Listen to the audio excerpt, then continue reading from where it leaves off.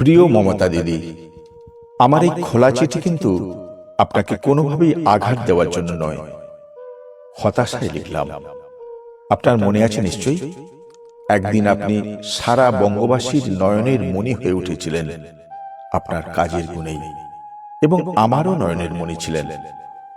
একদিন writers building থেকে চ্যাংদোলা করে চুলের মুঠি ধরে আপনাকে বের করে দেওয়া হয়েছিল, নিশ্চয়ই সেটা ভুলে যাননি।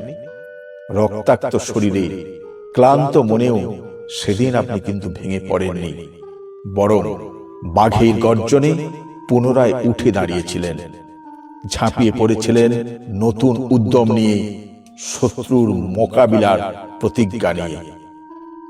আপনার লক্ষ্য এতটাই স্থির ছিল যে সবাইকে চমকে দিয়ে মাথা উঁচু করেই একদিন প্রবেশ করলেন রাইটার্স বিল্ডিং এ, রাজ্যের সর্বময় কর্তৃ মুখ্যমন্ত্রী হয়ে।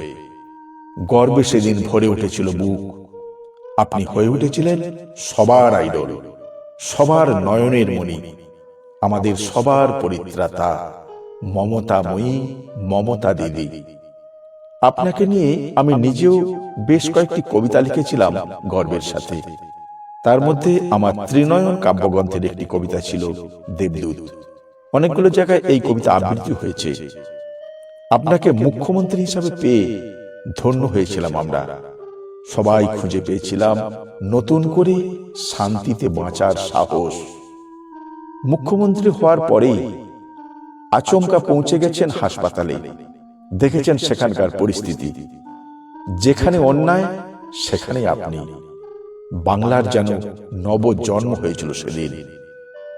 সবকিছু বেশ সুন্দরভাবে এগিয়ে চলছিল, কিন্তু তারপর, হ্যাঁ, 7-8 বছর বেশ আনন্দেই ছিলাম আপনার মানবিকতার ছত্রছায়ায়।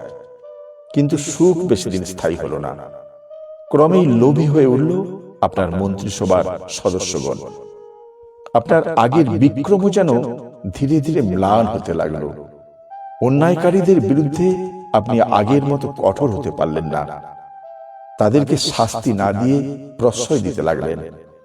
হয়তোবা সেটা সিংহাসন বাঁচানোর তাগিদ ছিল। সেদিন যদি লোভী অপরাধীদের বিরুদ্ধে গর্জে উঠতেন, তাহলে হয়তো আজকের এই দিনটা। তার উপর আমার মনে হয় সবচেয়ে বড় ভুল সিদ্ধান্ত ছিল এত বেশি দানের নীতি গ্রহণ করা। দান দিয়ে কি কাউকে বড় করা যায়, নাকি যে দান নেয় সে বড় হয়? কর্ম করে উপার্জন করার শান্তিটাই আলাদা। স্কুলে শিক্ষক নাই, শিক্ষিত ছেলে মেয়েদের কর্ম নাই, অথচ ছাত্রছাত্রীদের হাতে মোবাইল। পুজো খেলা মেলায় লাখ লাখ টাকা উঠছে, অথচ শিক্ষিত ছেলেমেয়েরা পথে পথে ঘুরছে। খুন ধর্ষণকে অনেক সময় সাধারণ ঘটনা বলে উড়িয়ে দিয়েছেন, আর পরিবারের প্রতি টাকা দেওয়ার প্রতিশ্রুতি দিয়ে দায়িত্ব এড়িয়ে গেছেন।